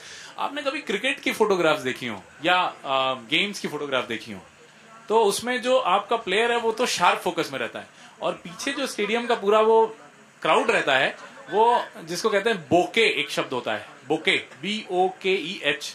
In fact bokehs are indicators of a good photographer. वो ब्लर से आते हैं, वो स्टार जैसे दिखते हैं पीछे, वो बोकेज अगर आप ले आते हैं अपनी फोटोग्राफ में तो आप अकम्प्लिश्ड फोटोग्राफर है, ऐसा कहा जाता है। तो उसमें जो है डेप्थ ऑफ फील्ड हम नहीं चाहते हैं, तो उस समय मैक्सिमम अपर्चर करेंगे।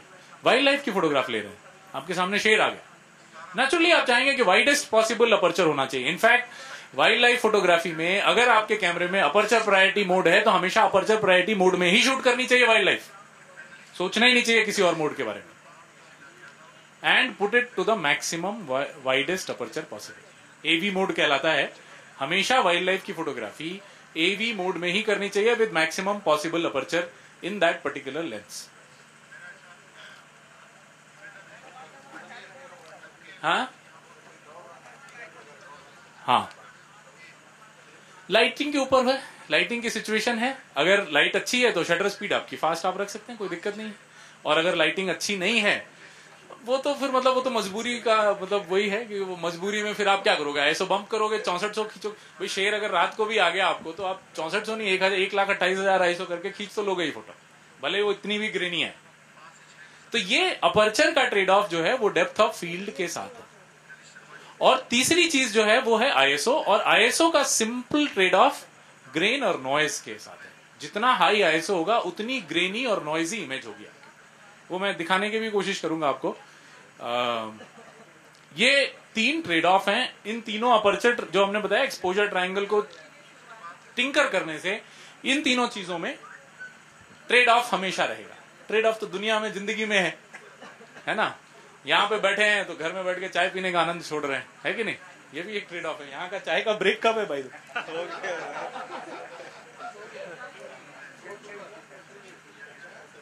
Do we want a break?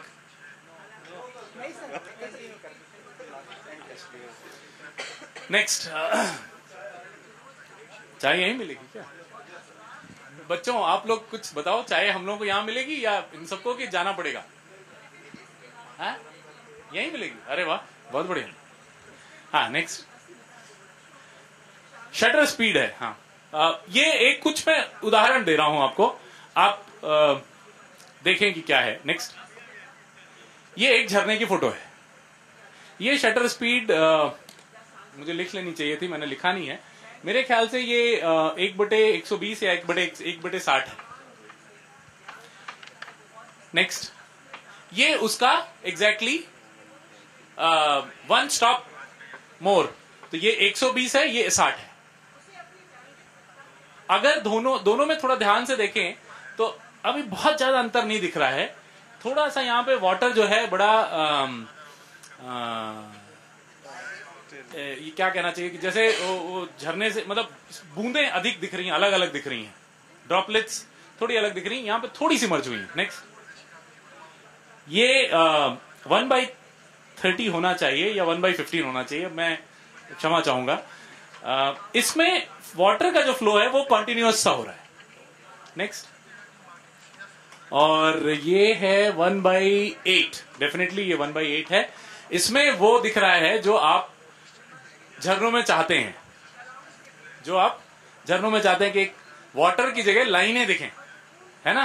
Next, next, ये 1/4 है, ये 1/4 है। और इसमें जो झरने की खूबसूरती है वो और बढ़ गई है, क्योंकि यहां पे भी जो पानी का फ्लो है ये भी अब चूंकि आपने 1/4 के लिए खोल दिया है तो पानी लाइनें जैसे दिख रहा है, जैसे लग रहा है कि कपड़े की चादर किसी ने डाल दी। नेक्स्ट, ये 1/2 है, ये उससे भी अच्छा दिख रहा है। 1/2 सेकेंड का एक्सपोजर। और नेचुरली आपको लाइट मेंटेन करनी है तो या तो जब आप शटर स्पीड इस तरह से घटाते चले जा रहे हैं उसी शॉट की, तो आपको नेचुरली अपर्चर मतलब शटर स्पीड एक्सपोजर टाइम बढ़ाते जा रहे हैं तो शटर स्पीड अपर्चर कम करते जाना होगा अकॉर्डिंगली, है ना। वो √2 के रेशियो में चलता है। नेक्स्ट, ये 1 सेकेंड का एक्सपोजर। और इसमें और पहली वाली इमेज में जमीन और आसमान का अंतर है। लेकिन नेचुरली 1 सेकेंड का एक्सपोजर रखना है तो हैंड हेल्ड तो हो नहीं सकता। हैंड हेल्ड व्हाट इज, क्या आप बताइए, हैंड हेल्ड रखने के लिए क्या होना चाहिए, कितना शटर स्पीड होना चाहिए? हाँ बिल्कुल ठीक कहा, अनुभव पर निर्भर करता है। 1/5 तक मैं हैंड हेल्ड ले लेता हूं, 1/5 शटर स्पीड हैंड हेल्ड ले लेता हूं। Out of every 3 shots 2 shots will be good, 1 will be blurred. लेकिन normally if you are just beginning I would recommend कि anything less than 1/10 you should go with a tripod. 1/10, 1/12, 15 उसके आसपास से then you should not try handheld, especially if subject is very precious. Lens पर भी depend करता है sir. Naturally, I mean, if you have a zoom lens, then 1/5 will be very difficult. But again, depend करता है।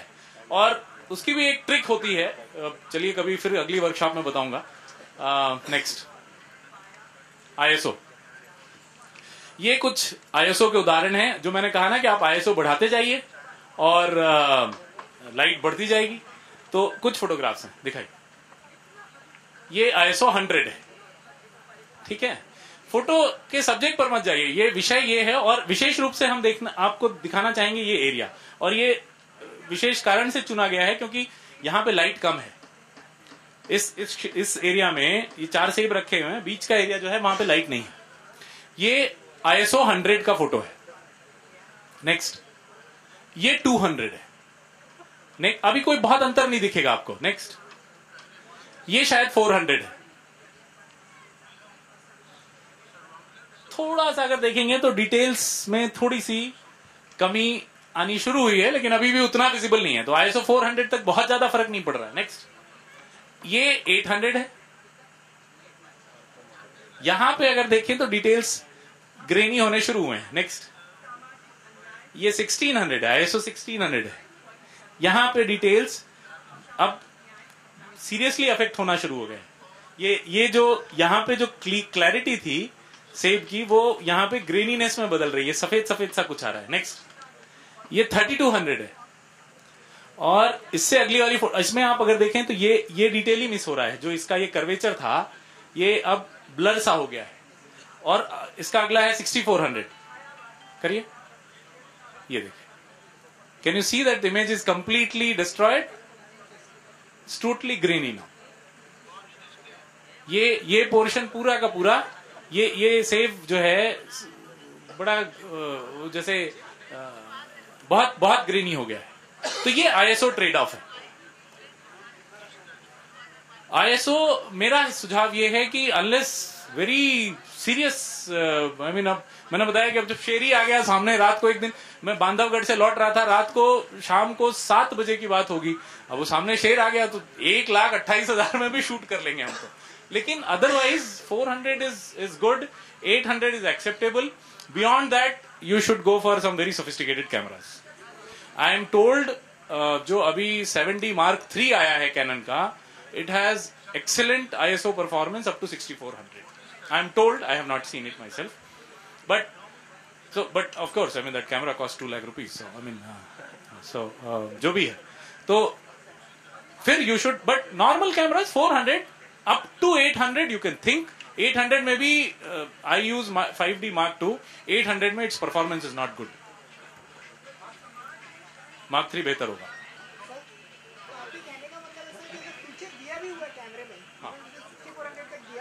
Use नहीं करना चाहिए, use नहीं करना चाहिए अनलेस, मैंने बताया कि अब आप जा रहे हैं और वो बिल्कुल ऐसी, मतलब कोई ऐसी इवेंट हो गई, आपको नरेंद्र मोदी जी हाथी मिला रहे हैं, तो फिर वो जितने भी ISO में हो तो खींच लीजिए, उसमें क्या है, ठीक है कि नहीं। नेक्स्ट, ये हम डेप्थ ऑफ फील्ड की जो बात कर रहे थे, वो हम कुछ फोटो से दिखाना चाह रहे हैं। ये है अपर्चर, मेरे ख्याल से 2.8 का है। तो अगर आप देखें तो ये फिलॉसफी तो फोकस में है एक तरह से कहा जाए, और ये वाली भी किताब थोड़ी बहुत फोकस में है। बाकी जो भी किताबें इधर की हैं वो फोकस में नहीं है, और जो मतलब ये इतना पोर्शन सिर्फ फोकस में है। ये वाइडेस्ट अपर्चर है। जैसे मैंने बताया, अपर्चर जब ज्यादा रहेगा तो डेप्थ ऑफ फील्ड आपको बहुत कम मिलेगी। यही है डेप्थ ऑफ फील्ड, कितनी चीजें फोकस में है उसके। ये ऑक्सफोर्ड दिख रहा है, ये स्पष्ट फोकस में है, ये थोड़ा कम बट मैनेजेबल फोकस में है, ये भी थोड़ा कम बट मैनेजेबल फोकस में है, यहां से ब्लरिंग शुरू हो गई है। तो ये इतना पोर्शन ही, ये अलमारी में रखी किताबें आप खींच रहे हैं यहां से, तो वो केवल एक इतनी बैंड मिल रही है 3 किताबों की विड्थ की। डेप्थ ऑफ फील्ड इसमें आप मेजर भी कर सकते हैं, कितने सेंटीमीटर है डेप्थ ऑफ फील्ड। तो 3 किताबों की विड्थ जो है वो आपको f2.8 में मिल रही है। ये है डेप्थ ऑफ फील्ड। नेक्स्ट करें, ये नेक्स्ट है, ये 4 है शायद, मुझे लिख लेना था, मैं भूल गया। तो अब इसमें 3 किताबों से बढ़कर ये भी फोकस में है, ये भी फोकस में है, ये भी मैनेजेबल फोकस में है, ये भी मैनेजेबल फोकस में है। 4 किताबें हो गई 3 से बढ़कर फोकस में। ये है F4। नेक्स्ट, ये 5.6 होगा मेरे ख्याल से। 1 2 3 4 5, और ये भी पार्शियली फोकस में, तो वो 3 4 5 हो गई, 5 किताबें फोकस में हो गई। नेक्स्ट, ये उसका अगला है, और देखिए, चलिए आगे दिखाते जाइए। नेक्स्ट नेक्स्ट नेक्स्ट, लास्ट दिखा दीजिए। नेक्स्ट, हाँ इसके पीछे जाइए। ये देखिए, ये है F, मेरे ख्याल से ये 8 या 11 होगा। तो इसमें करीब करीब ये पूरी की पूरी किताबें फोकस में। ये है डेप्थ ऑफ फील्ड। नेक्स्ट, कुछ थंब रूल्स हैं, इनके बारे में अपन बाद में चर्चा कर लेंगे, या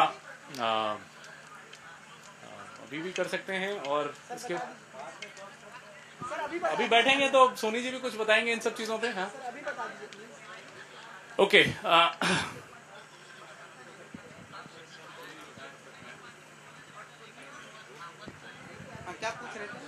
Some rules for that. इसके पहले जो बताया सर डेप्थ ऑफ फील्ड के बारे में उसको बता दूं मैं कि जितना एपर्चर कम होगा डेप्थ ऑफ फील्ड आपको ठीक मिलेगा। उसके बाद उसमें शार्पनेस भी है ना। अगर जैसे हम पोर्ट्रेट, आप थोड़ी देर पहले पोर्ट्रेट की बात कर रहे थे, है ना, अगर हम एपर्चर बढ़ा दें तो जो डेप्थ ऑफ फील्ड है, जो बैकग्राउंड है, ब्लर मिलेगा, हमारा सब्जेक्ट उभर जाएगा, है ना। शार्पनेस भी हमको सही मिलेगी उससे, छोटे एपर्चर से। बड़े एपर्चर से हम खींच तो लेते हैं, है ना, लेकिन वो शार्पनेस नहीं मिल पाएगा जो हम चाहते हैं।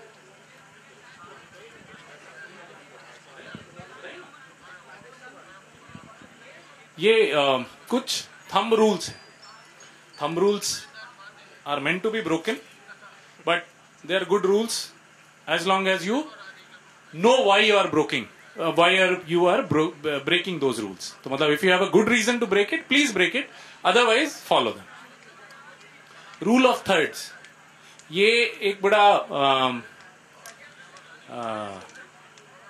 जैसा इन्होंने कहा शुरू में ही, सोनी जी ने कहा था, मेरे हिसाब से फोटोग्राफी 50% कॉम्पोजिशन है।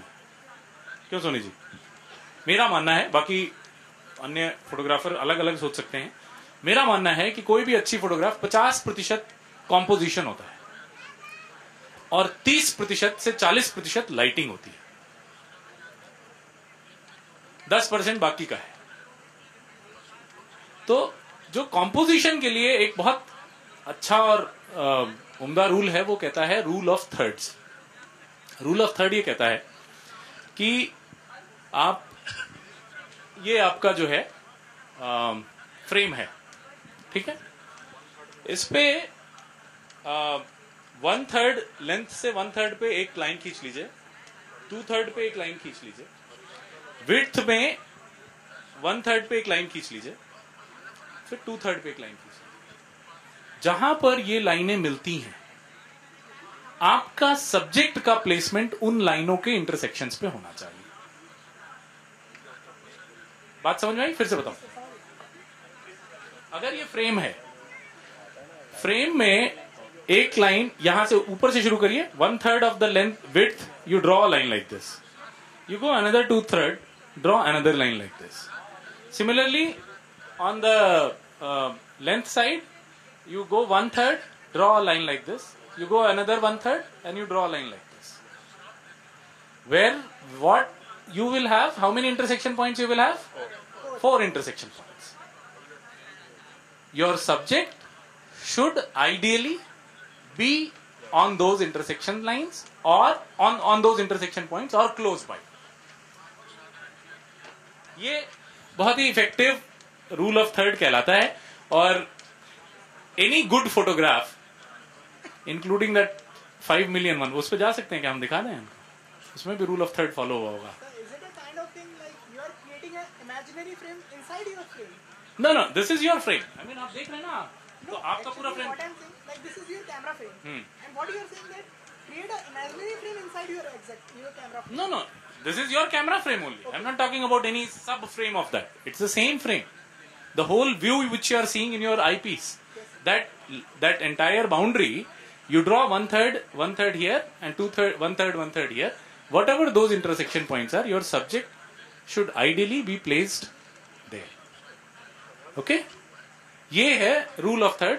A good photograph generally will follow this, unless, as I said, rule of thumbs are to be broken, unless you know why you are breaking it. Next. Oh, नहीं, पीछे जाइए, 1 मिनट। शटर स्पीड, हाँ, ये भी एक rule of thumb है। जैसे आपने बताया था, इन्होंने बताया ना कि जैसे मैं कह रहा था हैंड हेल्ड कितना हो सकता है आप ले सकते हैं, तो 1/5, उसका एक रूल है। To get a sharp image, your shutter speed should be 1 focal length. तो if you are using a camera of 400 mm zoom, ideally you should have a shutter speed of 1/400 to get a very sharp image. तो रह क्या आपके पास control करने के लिए? ISO, right? So because that will give you a very sharp image if you follow this 1 by focal length. Now again, ये मतलब ये सब थियरी की क्लास है. आज अगर अपन सब कैमरा लाए होते तो शायद उस पर और भी कुछ कर सकते थे, एक्सपेरिमेंट भी करके देख सकते थे. But it may not be always possible to follow this rule. But again, it's a good thumb rule. Practice it if you can. I don't practice it, but करने की कोशिश करता हूं. 600 रूल कहलाता है. ये मोस्टली जो आकाश की फोटोग्राफी में इंटरेस्ट रखते हैं उनके लिए होता है कि जैसे मिल्की वे गैलेक्सी की फोटो कभी किसी ने खींचने की कोशिश की है क्या? मिल्की वे गैलेक्सी की फोटो. अच्छा, अगर हम मिल्की वे गैलेक्सी की फोटो खींचें, और बाय द वे बारहवां से उससे अच्छा स्थान नहीं है बारहवां वाइल्ड लाइफ सेंचुरी से मिल्की वे गैलेक्सी की फोटो खींचने के लिए छत्तीसगढ़ में. अगर हम उसकी फोटो खींचने की कोशिश करें तो एक्सपोजर लॉन्ग रखना पड़ता है. एक्सपोजर लॉन्ग रखते हैं तो स्टार ट्रेल बननी शुरू हो जाती है. तो एक 600 रूल है कि जो आपका लेंस हो, नॉर्मली फॉर गैलेक्सी की अगर आप फोटो खींचना चाहते हैं तो you should have not more than, you should have as wide lens as possible. 18 mm हो तो सबसे अच्छा. 18 mm का लेंस लीजिए, 600/18 करिए, कितना आया? 18 × 54, 660, 18 × 54, 33 आया. Your exposure time should not exceed 33 seconds to avoid star trails. इसको कुछ लोग 500 रूल भी कहते हैं, कुछ लोग 600 कहते हैं. हमने तो देखा है कि 600 वर्क्स फाइन. तो ये स्टार फोटोग्राफी के लिए, और स्पेशली अगर आप मिल्की वे गैलेक्सी की फोटो खींचना चाहते हैं या और भी कोई भी स्टेलर ऑब्जेक्ट की फोटो खींचना चाहते हैं जहां पर आप स्टार ट्रेल नहीं चाहते हैं, तो 600 बटे आपका लेंस का focal length should give you the maximum time which you can use to expose that frame without getting the star trails. ये 3 रूल हैं.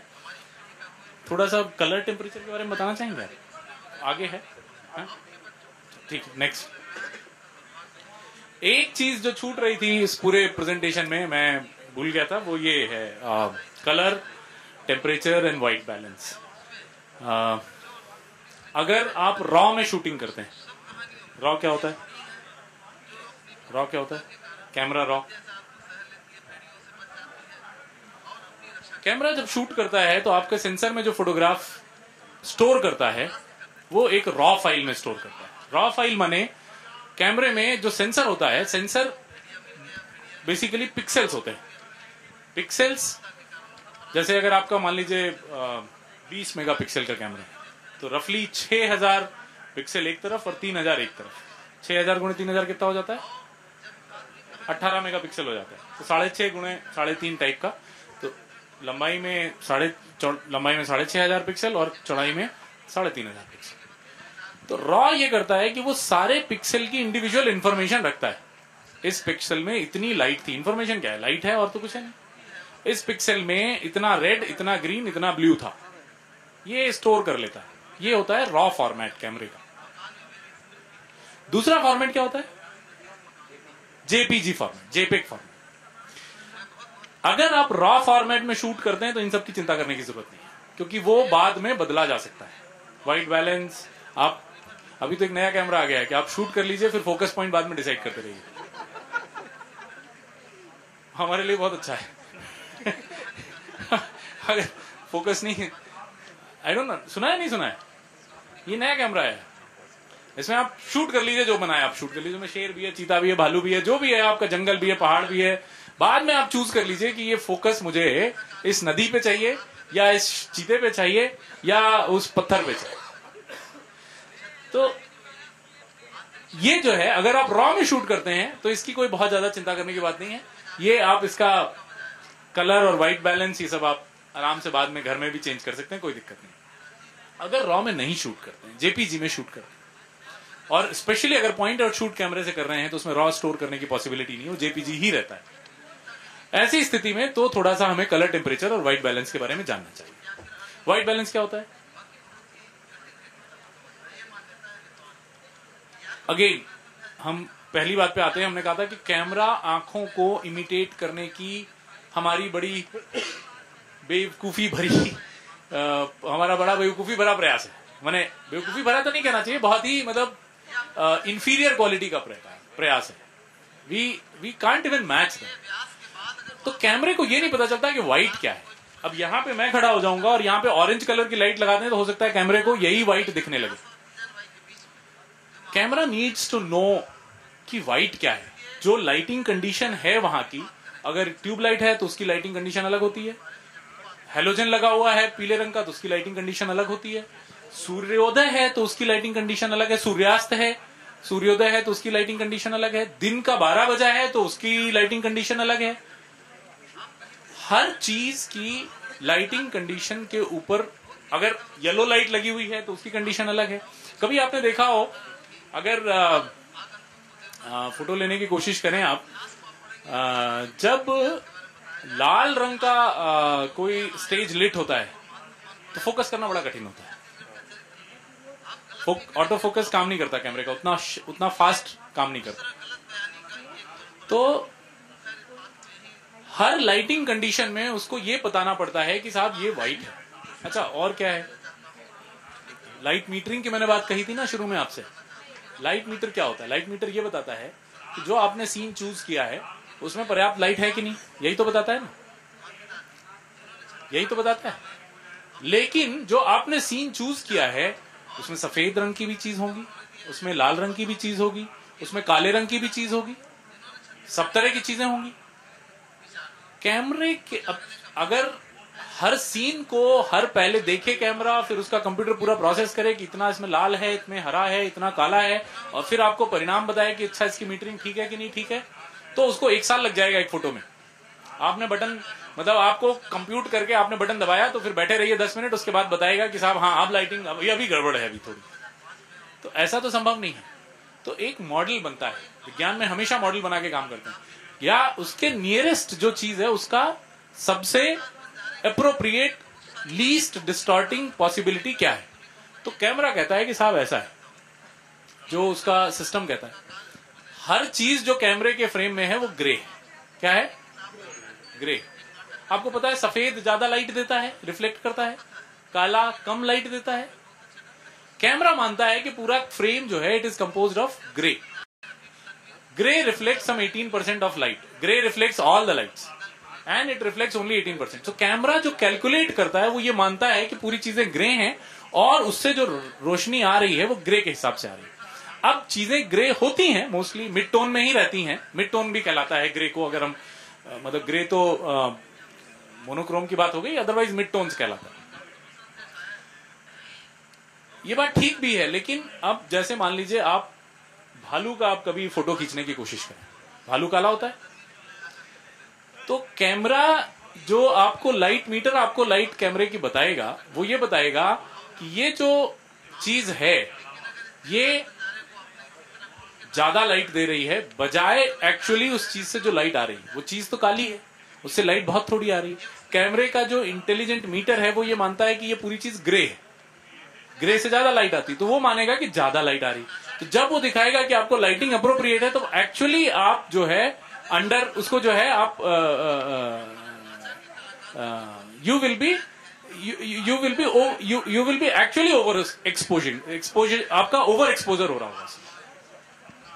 कैमरा मानता है कि ये ग्रे है, लाइट ज्यादा आ रही है, लेकिन लाइट उससे कम आ रही है।